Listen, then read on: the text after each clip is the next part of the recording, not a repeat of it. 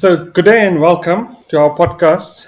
My name is Jaydev Chiba, and I normally focus on technology and digital topics, but today we are pivoting to a different topic altogether. Although I do believe that this topic has significant links to the world of digital. We are going to be doing an interview with the author of the book Leadership Interrupted: The Pause That Changed Everything, Mark Holtshousen. I've known Mark for 20 years as my executive coach, but he also inspired me to become a coach in 2015. So, a little bit about Mark's amazing career.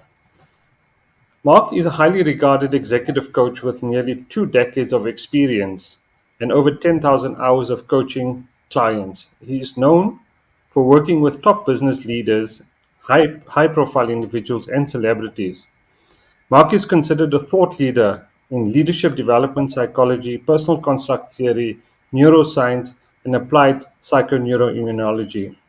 He holds a Master's of Philosophy degree in leadership coaching, an ACMC certification from the International Meta Coach Foundation, and is a PNI accredited advanced trainer.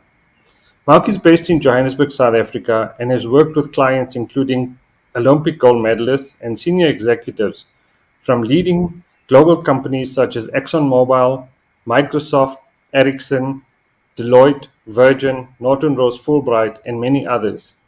He has contributed thought leadership articles to CEO magazine of South Africa. So, Mark, with that introduction, welcome to our discussion today. I'm Thanks. excited and really looking forward to it. Yes, I'm too. Thank you so much. I think having a discussion with you is particularly interesting and comfortable in light of our history. Amazing, and I'm really looking forward to it. As I said, so as mentioned earlier, Mark is the author of the best-selling book "Leadership Interrupted: The Pause That Changed Everything." It's published by Knowledge Resources. Our podcast today is going to focus on the book, as I believe it is highly relevant in the current context. We have come through the COVID pandemic, and organizations are grappling with what model works best for them and their staff. We have a new generation entering the workforce in the form of Gen Z over the past few years, and the new phenomenon of AI is starting to pervade the world at a breathtaking rate. So, we're going to ask Mark to help us unpack all of this. Mark and I have been chatting about doing this podcast for a few months now, and in the meantime, he's made a number of public appearances at his book launch, at conferences, at fireside chats, at company strategy sessions, etc. So clearly, the book has gained a lot of traction in the market and is now rated as a bestseller. So, Mark, to kick off our conversation, what was your personal experience and motivation that made you write the book? So, Jaydev, I've written many. I've written for many years, and usually in the form of articles published in magazines or different sources. But I'd never thought that I'd take the time to sit down and actually write a book. I thought I'd kind of keep that for retirement age or for when I scaled back, because in Yeah. my mind, you needed some time and space to be able to do that. You always hear authors talking about, kind of getting away and going somewhere remote and taking the time to write a book. But what had happened was that as we came through the COVID experience and the COVID years, um, I actually spoke at a conference, at my publisher's conference, on the subject of uh, We Are Not Okay, essentially talking about the state of talent and what the effect that the pandemic had on talent, had on leadership, and had on the workplace. And my publisher came to me afterwards and said, I know you've been wanting to hold off on publishing, but can't we put something together now? It doesn't have to be a long book, but something that addresses the situation as it is. And so it was really the timeliness of the message based on the situation that we were experiencing and going through that was the impetus for the book. So that's really what got me to sit down and put pen to paper and get something out. Was I realized that there wasn't anyone commenting or speaking about the effect that the pandemic had had on individuals. There was a lot of talk about the effect of the pandemic on industries or on business, but there was very little talk about the effect of the pandemic on the workforce themselves. And what I'm particularly interested in is what's happening in terms of the effect of the pandemic on the psychology of people, or in terms of the neuroscience and the chemical components of the pandemic and the effect that that has had on people. Because I think what I was seeing was people were considering things like work options, or hybrid options, or workplace experiences, but no one was really talking to the psychology, or the trauma, or the neuro effect of the pandemic on individuals, and that's what I think needed to be commented on. No, thanks for that, Mark. And clearly, it's the intersection of the individual or the employee in the work organization that really makes this thing a lot more complicated and complex to deal with. So I think we'll dive a lot more into that as we go through the interview. But how would you describe the tone of the book, and who did you intend the audience to be for it? So I've got to tell you, I wrote the book, and at the end of it, I realized I'm very proud of this book. It was a book that I felt needed to get out there quickly, and that leaders needed to read. So I wrote it from a sense of urgency. But looking back, I think the tone of the book is, and the words I've used to describe it, and the words I've heard people describe it, I think it's incredibly intelligent. So I think a intellectual or a leader would find it stimulating. At the same time, I think it's hard hitting, and it potentially is quite controversial, and that's purposeful. I think that's to emphasize um, points that are not being heard. I think it's balanced with quite a lot of humor, and that's my nature. When you've been coaching for a long period of time, you realize that your livelihood, or your profession is built on having difficult conversations. And if you have difficult conversations, I think you naturally learn to balance it with humor. It's kind of the thing that couches a difficult conversation. So I think there's quite a lot of humor in there. And then it's brief. I've kept it quite short. I recognize that leaders don't necessarily want to sit down and read a book that's going to commit them for a month. They want something that's going to have immediate value. They want to be able to read a page and feel like it had a positive effect on them, or they got value out of it. So we've kept it purposefully short and purposefully brief. So that's been kind of the overall tone of the book. Now, Mark, I've read that book twice now, and I must say its shortness is sometimes a little bit surprising, because you almost feel like you need more depth, but at the same time, it is quite provocative. You come away feeling like, okay, that's an important topic, but I need to go figure out more about it. And I guess we'll see what comes down the line, but it definitely has had the effect on me in reading the book. and I think and Jaydev, I think when I was writing the book, I was aware that I was writing it for a very intelligent audience. I was writing it for, I know leaders. I understand leaders well.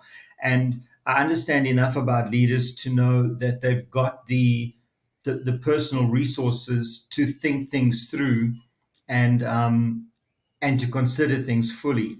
And so rather than doing all of the thinking and articulating in the book myself, I really was just sparking ideas, with the awareness that the audience was sophisticated enough to use it as a starting point in their thinking. yeah. That, and I didn't want the book to be the final word on the subject, because I think the subject matter was evolving and is still evolving. And so I didn't want to be the final word on what has transpired, because I think the change that started is still in process and continues to be in process. So to write a book and they bring a conclusion to it in finality, I think would actually undo the spirit of the book.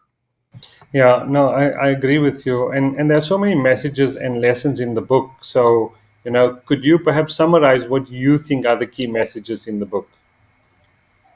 Sure. So I think there are a few. Um, and I think the book has relevance to a number of people. So I wrote the book for a particular audience, and the audience I was focusing on was leadership emerging from COVID, and the awareness that leadership had been through trauma themselves. Um, the other thing I was acutely aware of was that leaders were needing to lead people that had been through the trauma of a pandemic. I don't think we fully appreciate the effect that the pandemic had on us as individuals or on our people uh, as a workforce. If you go and you look at what trauma is, or if you go and do even some surface research on post traumatic stress, you find that uh, trauma doesn't just occur when you personally experience something traumatic. It also occurs when you're exposed to something traumatic over a period of time. Many of us went through the COVID period, and we were unscathed. We were unscathed in the sense that uh, financially we might have been unscathed, and physically we prevailed through it. While I'm also aware that some people were not as lucky. I mean, I was reminded a while ago. I was at my physiotherapist, and we were reflecting back at COVID, and people were talking about the possible overreaction to it. And while he was talking to me, he said, "You do know that my father died from COVID," and and I think sometimes we forget that COVID actually had a massive impact, and it had a traumatic impact on people. In fact, the first year of COVID they describe as a year of mourning, where essentially we we mourned a life that we used to have. And in 2024, if you think about it fully, we've not fully recovered. Life today is not what it was pre-COVID. We live very different lives today. We entertain ourselves differently. We There are whole industries that have been created or have been eliminated because of COVID. There were decisions, profound decisions made by individuals going through the COVID period that have cascaded um, and created massive effects on their lives. There were people who geographically relocated, industries that completely pivoted. And while those are the external things that we see, I think what the book wanted to address was the fact that internally there was turmoil going on in our lives. I remember being in a number of situations, and especially straight after the formal lockdown or the hard lockdown, where people would reflect and say to me that something feels wrong. The world doesn't feel right anymore. I had clients that were reflecting it to me, but I remember leaving my hairstylist one day, and he pulled me aside, and he said to me, I, he said, "I don't know if you feel what I'm feeling, but nothing feels the same anymore." And so people were battling to connect their lived experience with what had transpired. And the book has, I believe it's made a very good connection between the lived experiences of people and the effect of the pandemic and the enduring effects of the pandemic. So I think that at a high level is the message. But obviously, beneath that, there are a number of knock on impacts.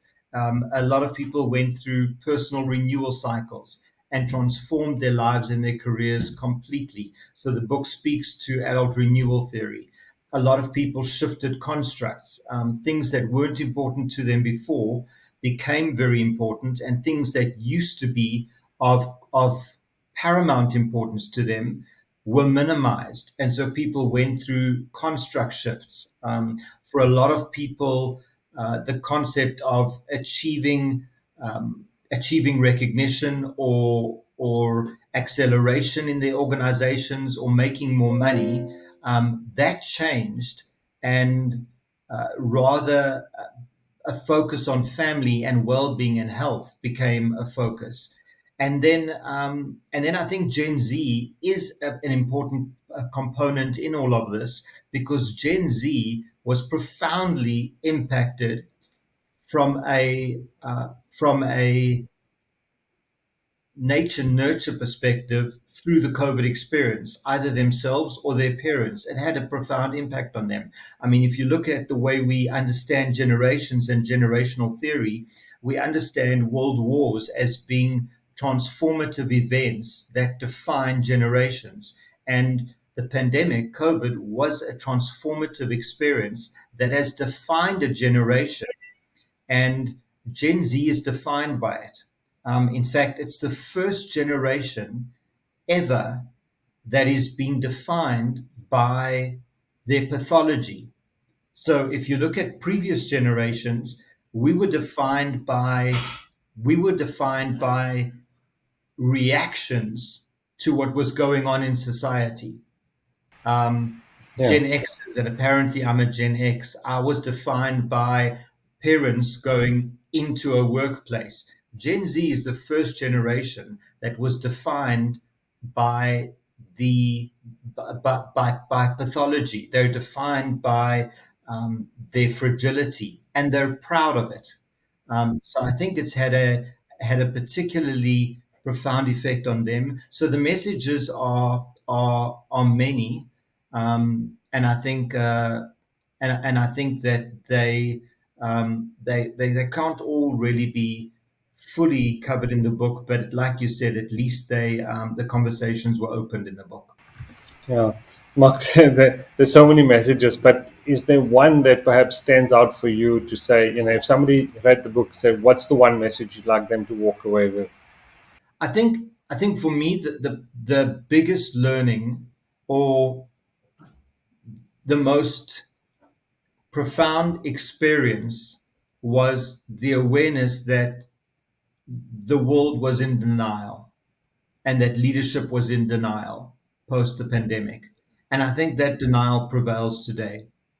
Um, the world of work has gone on, businesses have gone on, um, but are individuals have changed, and the world that we knew before the pandemic, and I'm talking specifically about the working world, um, is does not fit the does not fit people that emerged from the pandemic.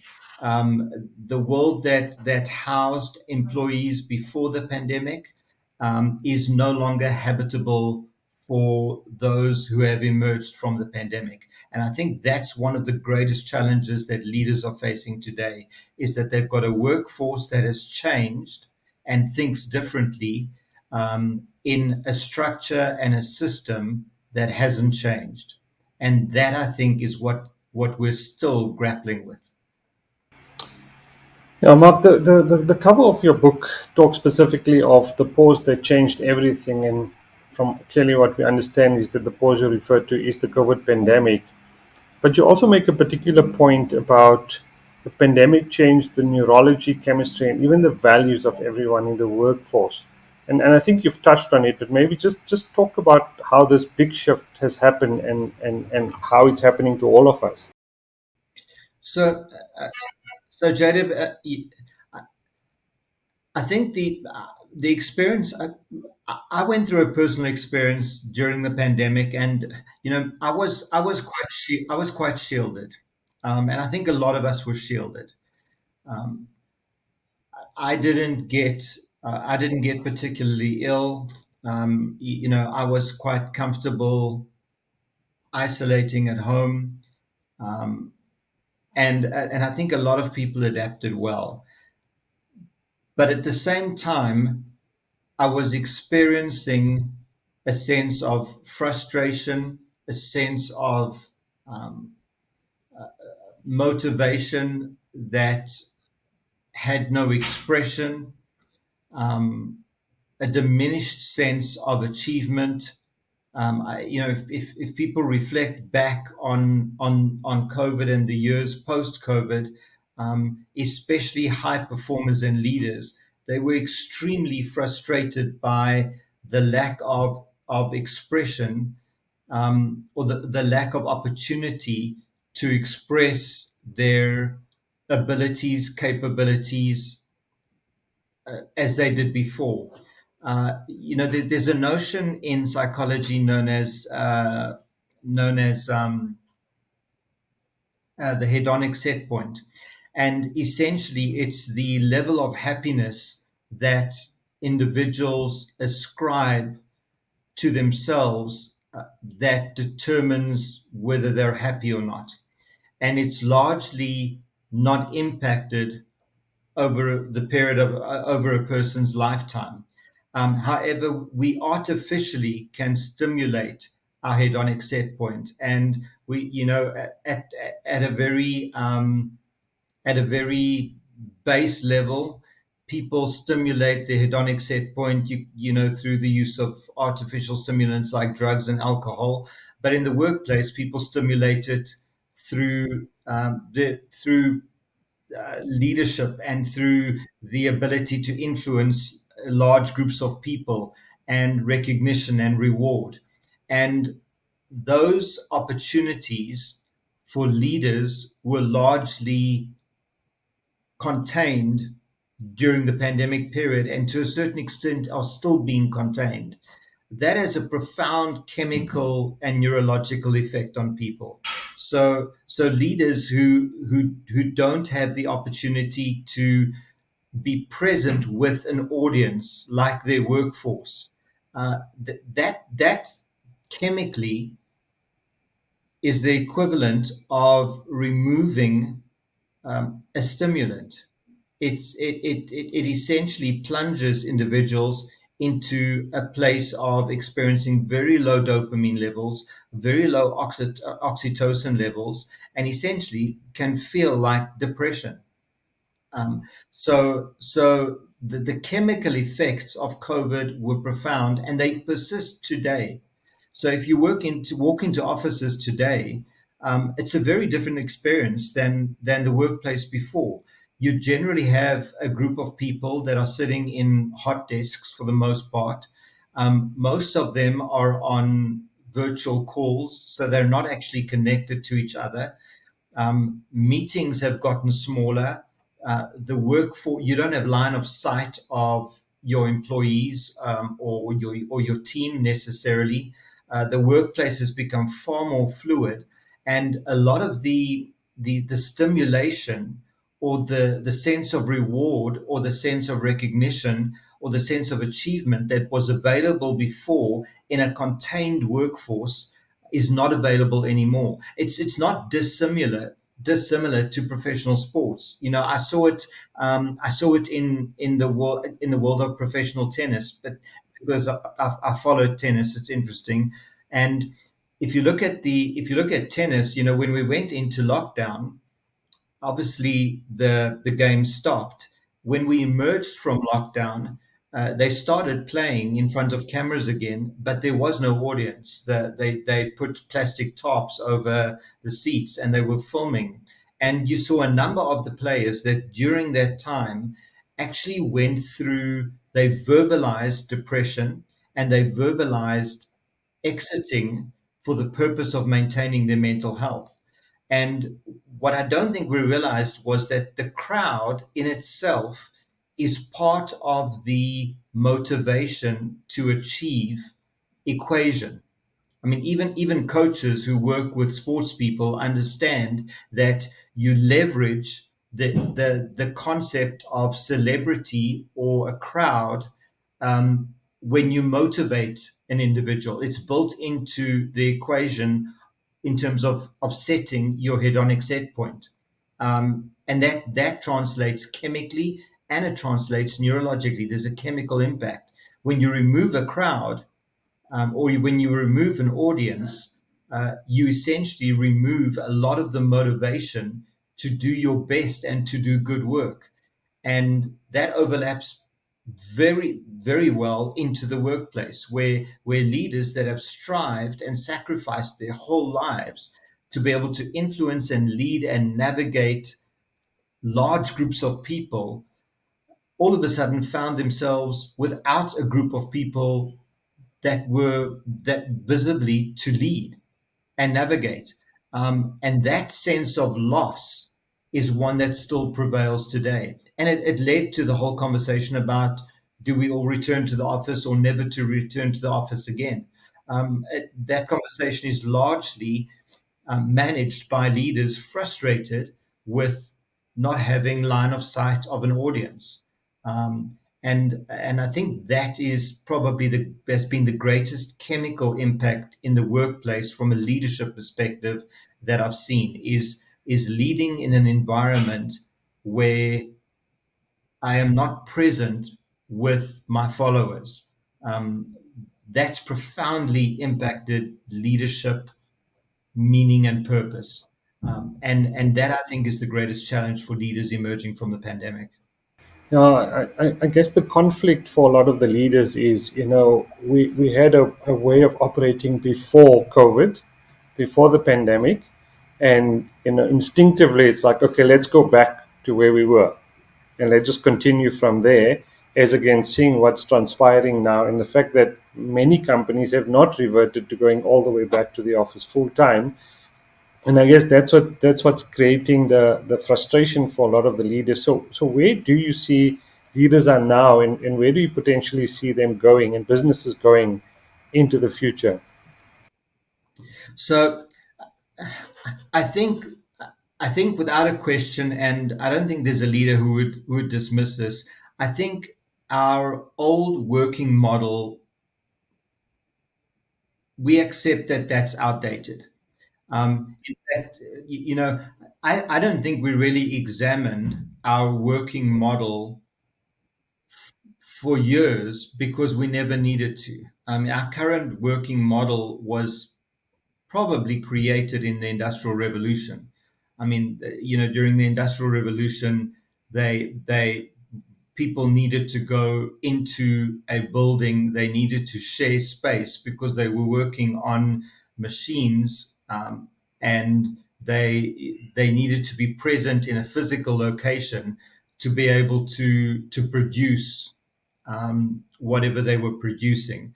And we mimicked that in terms of the way we created office buildings and the way workplaces emerged. We always thought, well, you need to have a group of people together in a building, and that in the last in the years that years leading up to COVID, you saw some of that being challenged in terms of the gig economy and Hmm. and a flexible or fluid workforce or a workforce that was spread over geographic locations. So you saw some of it being challenged in the years that led up to COVID, but COVID was the final pause that caused everyone to stop and to reimagine. And in the beginning of COVID, people found it frustrating, and it made sense. People people found it challenging to work remotely. They found it challenging to work and live in the same space, and chemically it was challenging.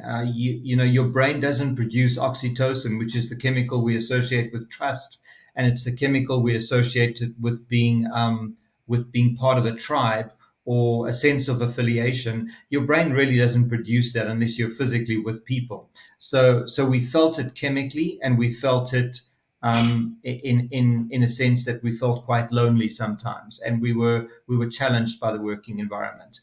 But as we moved into 2021, 2022, 2023, we found that our brains had remapped and had rewired where we felt a sense of connection from. Many of us reconnected with our families, reconnected with friends outside of work during the COVID years. And so our oxytocin needs were fulfilled again. We found that we took back a lot of what we had given away while we were working. So a lot of our lives that we had outsourced, we took back. We started driving our kids to school again. We started exercising at home. We started doing things with our family where previously we had outsourced those things, and that changed our experience of the workplace completely. A lot of people's hedonic set points were recalibrated, and happiness was now being experienced, or purpose and meaning was being experienced in a home environment, not in an office building. And and I think that's the biggest challenge for leaders, is to understand that their people have changed and they have changed. And we will never again be able to create what existed before the pandemic. People have changed at a chemical level, at a values level, at a neurological level. In fact, if you look at the response to going back to the office full time, the response has been really interesting. It's been one of revenge. We saw revenge. Um, uh, we saw the great resignation, the great staggering. We saw the laying down movement, the anti ambition movement, revenge bedtime procrastination, revenge spending, revenge travel. So the response to moving back to what we thought of as normal, there was a very visceral response, and it was interesting that it was earmarked by revenge, because revenge suggests that someone has done me harm, Hmm. and therefore I take revenge.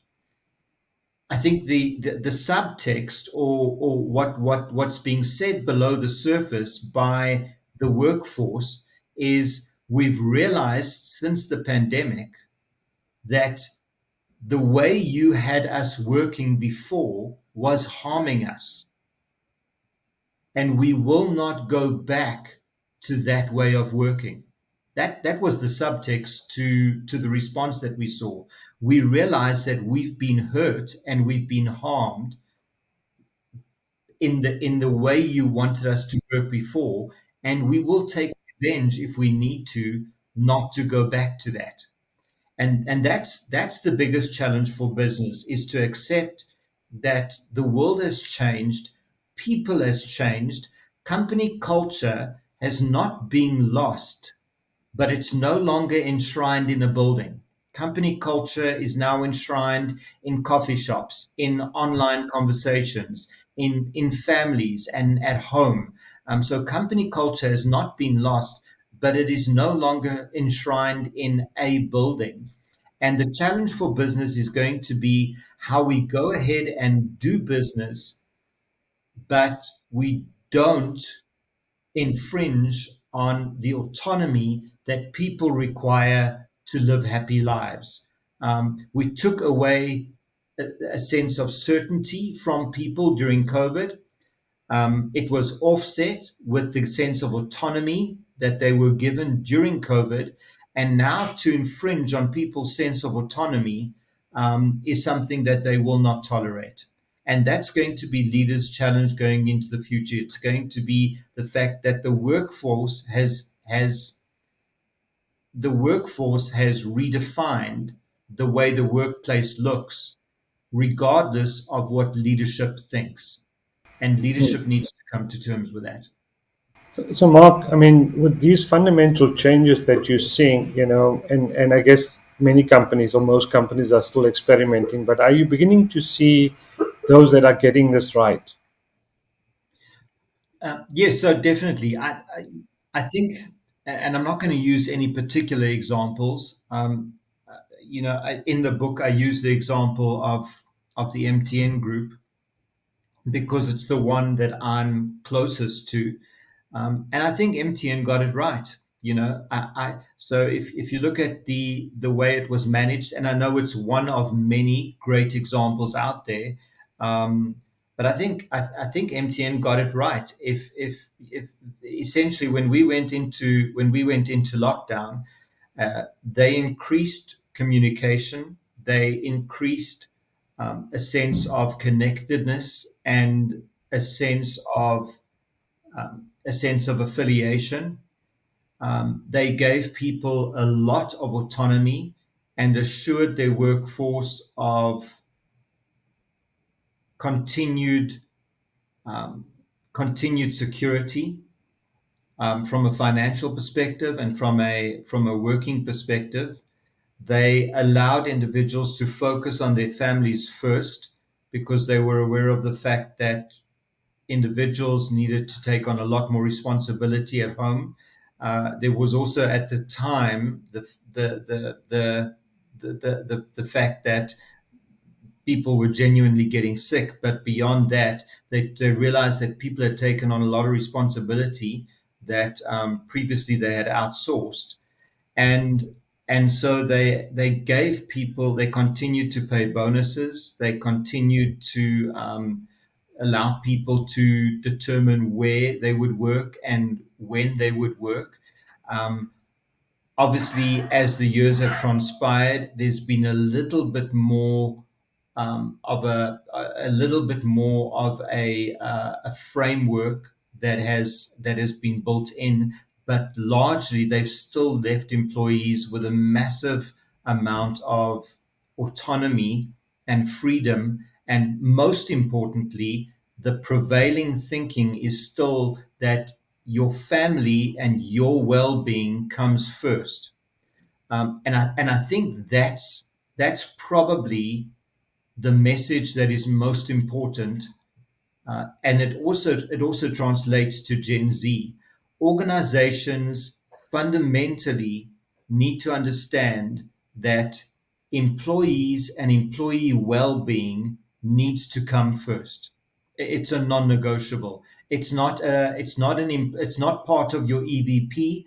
It's not part of what differentiates you as an organization. It's your ticket to the game. If you don't allow an employee autonomy and the right to experience a sense of well-being and put their family first, you don't even get to play the talent game. The talent war is over. Talent won. It's very simple. Employees dictate how we do things now, and leaders need to accept that. You need to first take care of employee well-being, and employees will decide what that looks like, and they will write you off very quickly if you infringe on that. That's the foundation, I think, to move forward. The tagline that I've used with leaders since the early years of COVID has been, focus on your business, but don't disturb your people. Uh, Focus on your business, focus on strategy, go and achieve in business, move forward in business, but don't touch your people. Don't mess with your people, don't disturb your people, don't infringe on their sense of well being or their sense of autonomy. And I think that's a big challenge for leaders because previously leaders felt that they owned that and that they could leverage that. That's changed. That's something that's owned by employees. And Gen Z echoes the sentiment. Gen Z, um, Gen Z is very clear about their fragility, and they are equally fierce about protecting their well-being. So well-being is very high on Gen Z's agenda. It's if you want Gen Z talent, that's a non-negotiable. Salary is in the details. It's well-being first, and Gen Z, we've seen it even in the professional sporting community. A Gen Z high potential or a Gen Z achiever will exit an environment regardless of salary, regardless of position, if their well being is in any way threatened. So that becomes our new guiding light. Essentially, the leadership capability or competency or capacity that is most important to lead in the world today is extreme empathy. That's first. You know, it's not even strategy first. It's extreme empathy. If you can demonstrate extreme empathy, you get to employ the best talent. If you don't, the best talent aren't interested in your company or your business. Yeah. Mark, you're almost referring to a new normal, and Yes. yet in the book you specifically say any attempt to label the new normal is an exercise in futility. You also go on to say that decisive leaders have never been less attractive. So, I mean, this surely creates a massive dilemma for organizations and leaders in particular. So I think Gen Z are a very interesting tribe. They're a very interesting group of people, um, and one thing about, but it's not just Gen Z. As we've emerged from a pandemic, the workforce has grown up and the workforce has matured. You can't trick the workforce anymore. Before you could trick us, you can't trick us anymore. Before you could pretend that you knew everything as a leader, you can't get away with that anymore. So when I say decisive leaders have never been more attractive, um, I'm not saying that leaders shouldn't demonstrate decisiveness. What I am saying is that if leaders demonstrate a sense of knowledge about the experiences of their people, or if they presume to know what their people have gone through, they will undermine their credibility. That's why the only appropriate response from leaders in terms of their people should be empathy. When it comes to people, leaders need to listen and say less than they've ever said before, because people have taken back agency and ownership for their well-being and their mental health. It's also a earmark characteristic of Gen Z that they've taken back ownership for everything from their identity through to their well-being. They own that now. The company no longer owns that. And any company or leader that presumes that they understand the employee fully, certainly that presumes that they understand Gen Z fully, will immediately lose the credibility of that leader, because because because the only response that's appropriate is one of empathy, and it's become the primary issue, no longer a differentiating value proposition. Mark, just thinking about types of leaders that are out there, and we know we've got, very strong, very autocratic, very assertive leaders that believe they know where to go and where to take the business. Trying to infuse empathy into some of those leaders becomes extremely difficult. So, how do you see this playing out? So Jaydev, it's been interesting because through the pandemic period, I've continued relationships and conversations with leaders. So, and I think most coaches will recognize this. While we say that leaders generally are quite autocratic and quite demanding and controlling, I think a lot of that has changed too. So I've watched clients, I've watched leaders change through the pandemic experience. In fact, any coach, you would also recognize, Jaydev, that that is works with a leader today, they're very different to the leader that you worked with before COVID. Um, they've been through deep personal reflection, almost forced on them by a pandemic. That's what the book's about. You know, the pandemic forced us to pause, and when we're forced to pause, we're forced to reflect. And when we're forced to reflect, we have to question and rethink a lot of the assumptions and constructs that we live with. And so I think the leader that has emerged from the pandemic has gone through a profound experience themselves.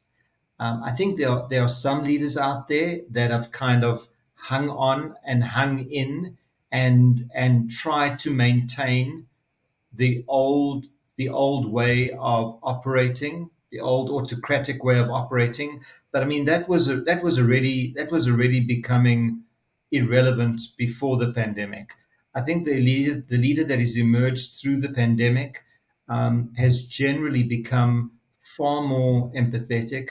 I think they're far more attuned to well-being, personal well-being. I mean, before the pandemic, to get a leader to exercise was, it was to get a leader to exercise, to take time out of their schedule to exercise. Through my whole career of coaching, um, was a massive was a massive stretch. Now, post-pandemic, most leaders have built exercise into their routine. They've changed because they learned to practice it through the pandemic as a way of surviving.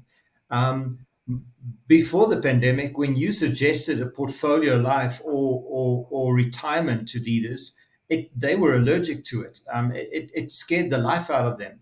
Post pandemic, you talk about a life transition or retirement or portfolio life, and they're far more they're far more comfortable with the topic because during the pandemic they learned to experiment with other ways of finding meaning.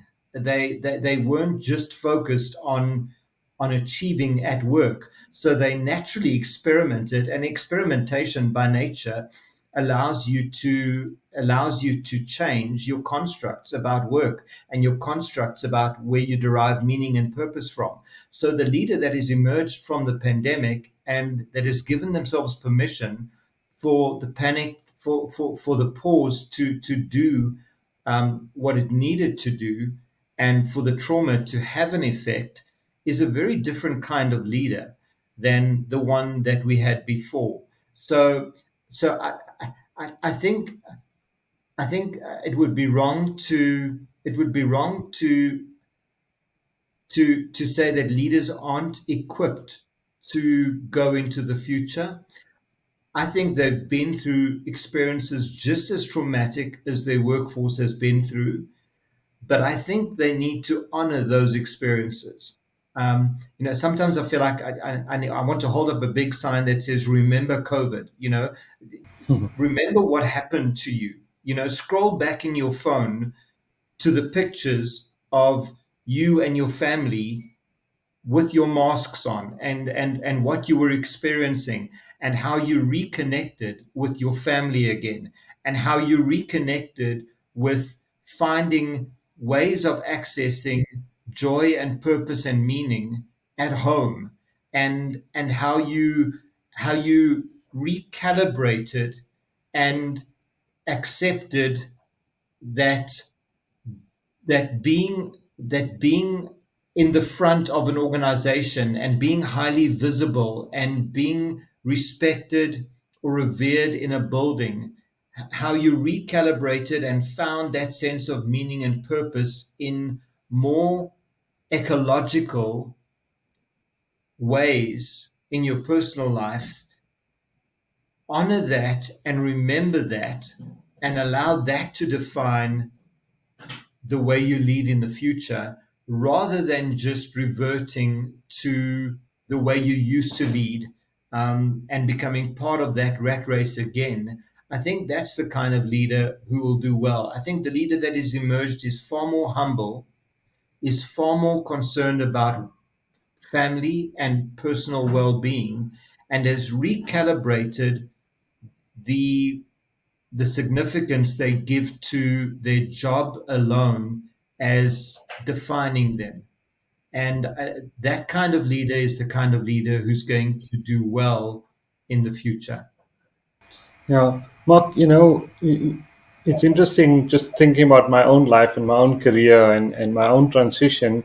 But more specifically, you talk about the very deep introspection that I think transitions that these leaders have gone through. So you almost need a traumatic event to take you through a renewal cycle. And you speak quite extensively about renewal That's right. cycles. And this just seems so relevant. So, in fact, it's a massive positive from the way I see it that it's forcing you through a renewal cycle and questioning the status quo, the modus operandi, whatever you want to call it, about this is how life should work versus is that really what life should be about? And like you said, a lot of our ways of operating come from the industrial age, and we've moved on from there into the information age, and we continue to move into this artificial intelligence age, and that hasn't changed. So I guess we're going to be forced to go down that path now. Yes, so you've articulated it very well, Jaydev. Adult renewal cycles are we're as adults we're all going to go through renewal cycles, and what I've learned as a coach over many years is as individuals, our tendency is to do everything we can to avoid going into a period of introspection and a renewal cycle. And that makes sense because I understand that neurologically the brain likes certainty and predictability. And that's understandable. Our brains are our brains are programmed for certainty and predictability. So the notion of change, personal change, is something that that we don't find attractive, or we don't naturally tend toward. Uh, the pandemic forced us into a period of introspection, and forced us to go through a renewal cycle if we gave ourselves permission to do so. And most of us were forced into that. And what emerged on the other side was a very different person, and saw the world very, very differently. And that's something that we need to understand as leaders. Is we've got our workforce has gone through that process. They've emerged very differently to the workforce we had before. Our building doesn't accommodate what they've become. um, our ways of thinking about a workforce is largely irrelevant, and we don't know what they've actually become yet. Even Gen Z is probably the most elusive generation that we've ever understood from a generational theory perspective. Usually, it's easy to map a generation because you just go, okay, a generation is going to respond to the negative constructs they saw in the previous generation, and that's how we define the new one. Gen Z is the most elusive because we're struggling to wrap words around what they are or what they're becoming. In fact, they refuse to allow us to attach an identity to them. That's one of their defining characteristics, is they refuse to be associated with a certain identity. In other words, they're proud of the fact that they don't know, that they are a misnomer.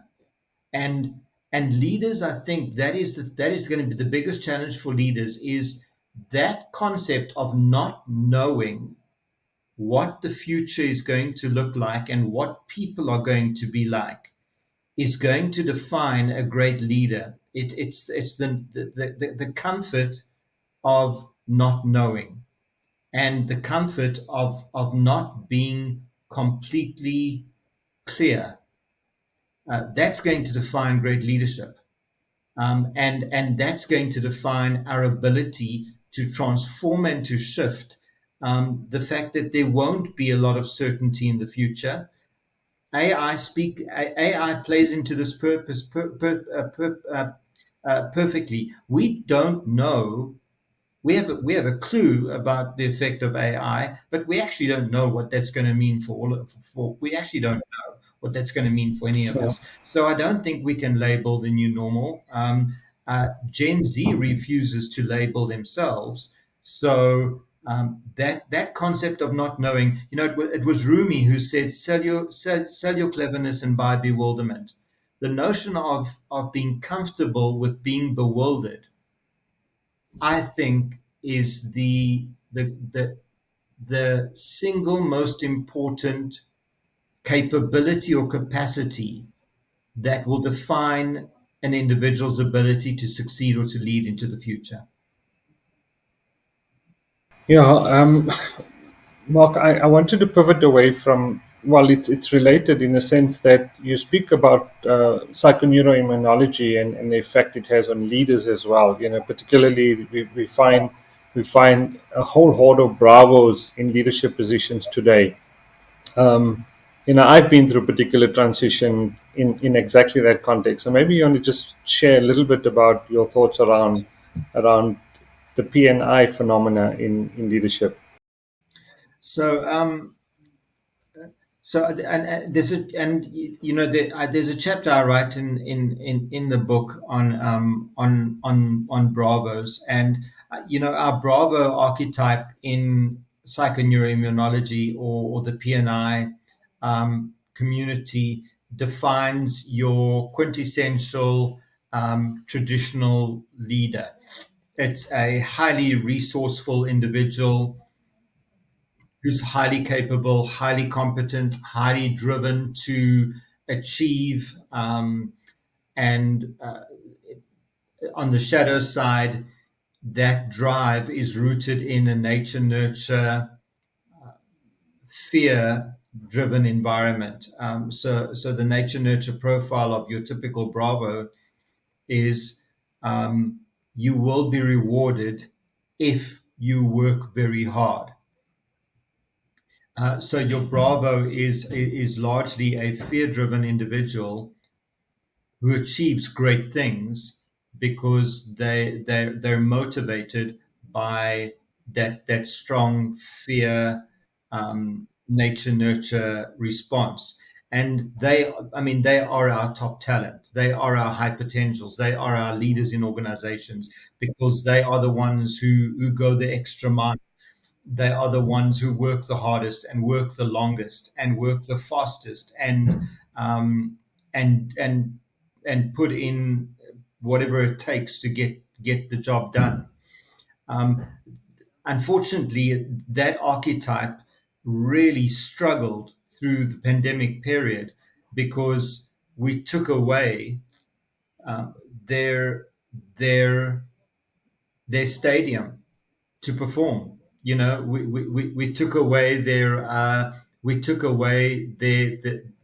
place that they showcase their skills. We were saying things like put your family first and focus on your health at this time, and that's saying that to a Bravo, that's not good news, because you're saying the things that you used to define yourself before, or that which motivated you or gave you a sense of purpose and meaning, we're now downgrading that. That's being replaced by uh, by wellness and by personal a focus on personal um, wellness and health. So the pandemic had a massive impact on your characteristic, your Bravo character, and your typical leader. And once again, the process of transitioning from being a typical Bravo toward more of an alpha profile, and an alpha is defined as an individual that's not fear driven. There are very few of them, but we understand from the medical fraternity, those are the ones that live long. Those are the ones that don't suffer hypertension. Those are the ones that aren't struggling with cardiac issues. Those are the ones that are giving attention to a lot of other areas in their lives. Um, there definitely has been a shift in the P&I space where a lot of Bravos have intentionally learned to derive meaning and purpose from places other than their traditional work environments. Um, they've started to attach the same level of meaning and purpose to their personal lives and their families and their health, as they did to previously their work environments, and achieving and beating others and doing better than others, and performance. So you've seen a massive shift in terms of the the experience of people and how they arrange meaning and purpose in their lives, and that's something that they're not prepared to give up. And I think this is also one of the themes of the book, is that individuals are not prepared to sacrifice what they earned during the pause. A lot of them earned their families back. They earned their health back. They recalibrated the hedonic set point, to a place where they didn't need to artificially stimulate it, and they're not prepared to sacrifice and sell that back to any organization. Yeah, Mark, it's been an amazing chat, and I'm sure we can continue to talk for a long time. But as a parting message, what would you be? What would your advice be to leaders in terms of the book, and how they could utilize that book to help them define the way forward for their own organizations? So, Jaydev, thank you, yeah, and thank you for the opportunity again. I think the book is really important. Like I said, I'm very proud of the book, and I've heard the feedback of people that have read it. I think it's a starting point. I think that if a leader or anyone who works reads it, I think it sparks the kind of thinking, and it brings the kind of reflection that's needed to ensure that COVID isn't a sad memory of a lost opportunity. Um, my fear is that we've tried to move on so fast that we're pretending COVID never happened, and I think a lot of that is because of denial, which is understandable. But I think the message is, reflect on what's happened, understand what's happened to you chemically, psychologically, neurologically, and ensure that what you learned and what you became during that transformation process continues to translate, so that you don't revert to what you used to be. I think that's really the key message. Okay. Now, Mark, thank you very much. It's been an amazing conversation. Thank Appreciate you your so time. much. Thank you again. Thank you.